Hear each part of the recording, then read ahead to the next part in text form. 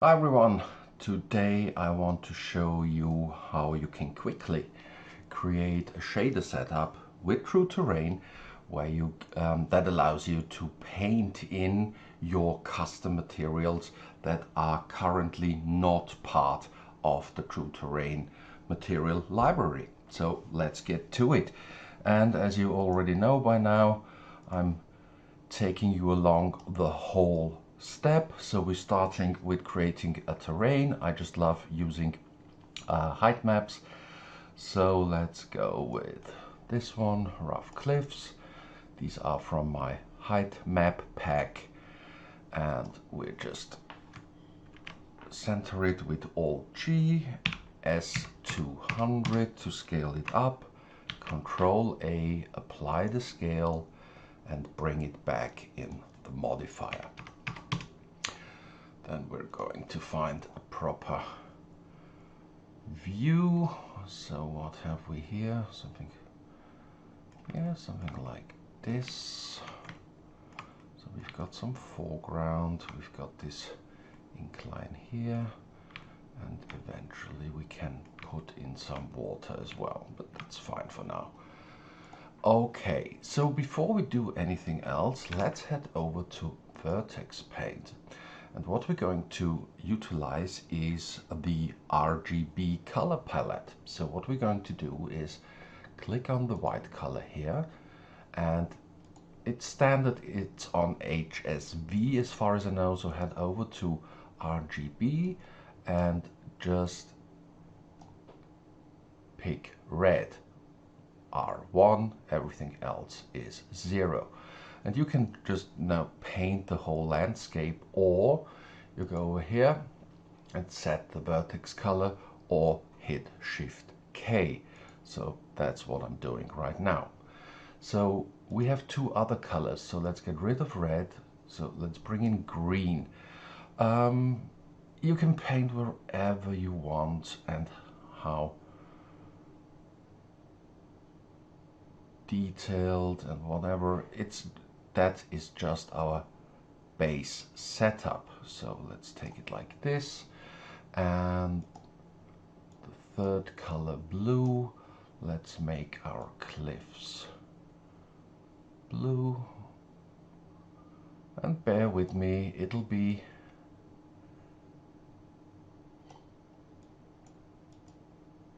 I'll show you what that does in a second. This is just so we remember we have set our rough edges and cliffs here in blue, and our foreground is green. So let's get back to object mode, and of course we don't see anything.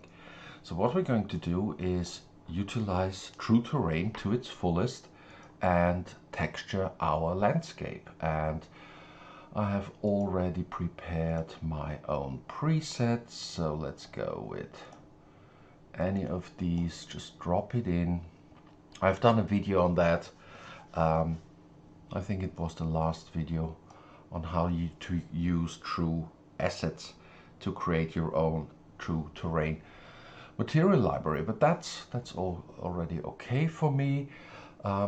Great thing is you can always go to True Terrain and fiddle with some of the settings, and in this case I want the cliff not to be UV mapped but texture mapped, and let's go with 100 like so. I like that, and anti-tiling is off, I'm fine. Okay, now we have our True Terrain, but why did we do all this coloring in before? Because I have so many materials which I converted with True Assets into my own library, which I can't really use because they're not part of the True Terrain material library. But this is a way how we can still utilize them. So for example, that was green, so that I'm going to take, maybe find a nice soil in here, Let's go with, yeah, maybe sand, but I want something more. Here, orange dirt with stones in it, and I'm just dropping that in. And of course, this is going to change absolutely everything. I mean, it looks interesting, okay, but it's not what we want. And let's go to our rocks in here, and I want something for my cliff rock, so let's go with layered brown or eroded white. I have no eroded white rock. That looks interesting. Again, I'm just dropping that in. So looks horrible. So Blender knows that the material is in here. As far as I know, in the next version of Blender, you will be able to drop from your asset library into your material stack, and this will be even easier. Okay, so let's head over to our shader editor, and that is what I wanted to show you. So we're already on eroded white rock as active, so we're clicking our, come on, it's sometimes very slow. We're clicking our shader, Control C, we're copying that, heading over to our true terrain material, and just drop that in. So that will be one additional material, and the same thing we're doing with the orange dirt with stones. We're copying the shader, heading back to true terrain, and bringing that in. So we've got this monster is the true terrain material shader, which we see here, and here are our two additional materials we dropped in. Now, how can we bring that in and actually use that? So we can get rid of the Eevee shader. I don't use that. And now we're moving one of the vertex colors, which are already available in here, because we do have vertex color, remember, red, blue and green. So what we need is a separate RGB node. Obviously, we need a mix shader, and we need this 2 times, so just Shift D and duplicate that. And we need a mix RGB node, and we need this 2 times as well. And now it's just about connecting. So what we're going to do is, let me make this a little bit larger so you can see exactly what I'm doing. So we chose our vertex color, which we have painted at the beginning. Color goes into the separate. Oh, you see, I've taken the wrong one. Good. So separate RGB. There we go. In here, red is our true terrain. So we have green and blue. So let's start with the green. The green goes into the vector, and our true terrain material goes into the first shader. It'll turn black now, right? So, but if I'm connecting this one to our output, you can see we have true terrain and everything which was green is black. But we have an alternative for that, and that was the orange dirt with stones. So we're connecting this one to here, and it's in here. We are going to address scale and things like that afterwards, but it blends pretty nicely in, I think. So, and we're doing the next thing we're connecting the output of this with the new mix shader. Oops, I want that in here. We're connecting the blue with the factor of this one. We bring that into the surface, and we should see black everywhere we painted blue. And this is where our eroded white rock will come in. So let's connect these two as well. And there we go. Doesn't look that bad. So let's go in here, and we've got this brilliant true asset material shaders in here with so many brilliant options, which really need a separate video to take a look at. But at the beginning here, orange, that we need to correct the scale, like so, for example, and maybe do some triplanar mapping so we get a nicer outcome of that one. New, and maybe texture, let's leave it at 1. New.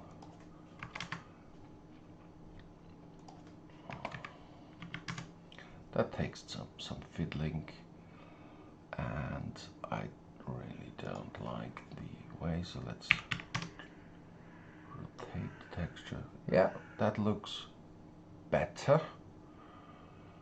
I mean, it's just for demonstration's sake. What I do like is that you can clearly see that here we haven't painted our terrain green, so the true terrain material shines through and gives a much more natural blend to the whole thing. So let's move out of here again and head over to our, and maybe, okay, over here, texture 0.5 and rotate it by 90 degrees, so I've got horizontal, no, 40. Yeah, let's take it like this. It's not very natural, but it works. I think I really was able to pick some not the best textures, but it's about the technique here. So what we should do at the end is repeat the whole process, cup of coffee, sorry, and do the same thing for the displacement. So displacements are texture maps, so we don't need a shader mix, so we're putting our displacement from true terrain into color 1. We're putting displacement of our orange rocks into color 2. I don't like that, it's so fiddly. And green was our F factor for that. And then we're connecting this to color 1. Displacement of our second material, good God, in here, and this goes in here. And now with those stones, maybe we can make them look a little bit better by increasing the displacement scale. Let's just give it a 1. Okay, let's see if we're working with OpenGL. Okay, that's already a little bit too much displacement, so 0.5, like so. And we're going to do the same thing here and increase the displacement scale to 0.5 as well. Okay, now adding over, at the end we're adding a subdivision surface modifier, bring it on top, hide it for the viewport, and give this a render. So while we wait for that, why is that an interesting technique? Because you can add to the main mesh of your true terrain texturing, you can add specific material details which from textures you already have laying around, or you have created, as I have, as a true terrain material library, and just bring them in. So that's one thing, without having to convert them to true terrain materials. So that's the first thing. I think, for example, this one looks pretty good. It is interesting, but you know what? It is a little, it sticks out too much. So I think, and that is the main advantage of this shader setup, that you can always in real time paint your additional materials into your scene. So what we're going to do is to make this part, this orange rock again as well. So if your PC or system is powerful enough, which mine definitely isn't, but we're still going to try it. So if it just crashes Blender, bear with me. So what we're going to do is head over to Vertex Paint again. And of course, as we are in rendered view, we won't see anything. But if we take our green color, which is the one we have painted in here, we can still paint our material in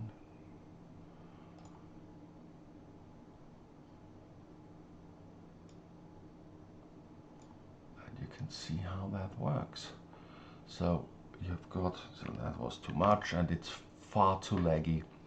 So let's head over to viewport shading and paint this in green. So maybe give this, this one over here as well, a bit of green, and yes. So let's see how that worked. Well, it obviously did. And what you can do, of course, so for example, you're not happy with either of your choices here. So that's a very easy thing to do. You just repeat the process of bringing in a material without having to do the whole setup. You just connect it to your new shader. So what don't we like? Let's just change both of them. So let's making up a new window. Let's go to my asset browser, and I want damaged gray rocks. So unfortunately, as you can see, I cannot bring it in here or anything, so I need to bring it in here, which is a pity. But the process is the same. I'm copying the shader, going back to my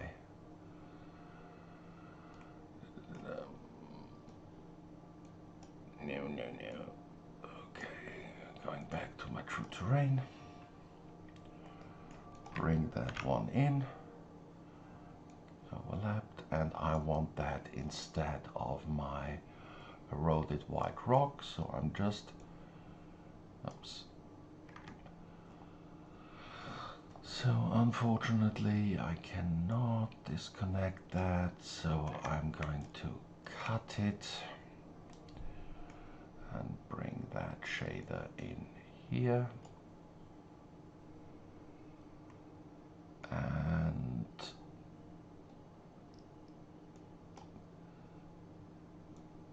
this displacement in here. Make this a little bit smaller.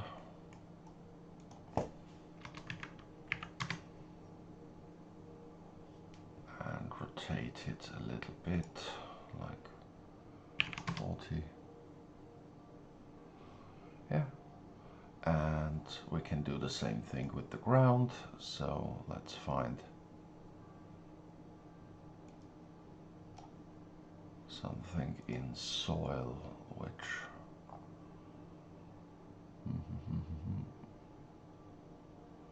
let's do brown dirt. We can, yeah, that could actually work. So we can get rid of this. We've got brown dirt, copy it, bring it into the true terrain shader. There we go. And we're connecting this one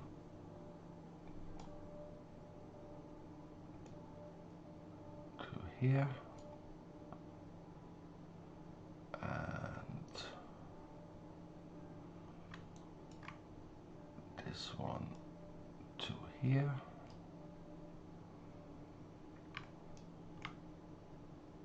And it looks a little bit more realistic. So maybe giving both of them OpenGL normals and a little bit of displacement, open 3, and this one I'm giving a 1.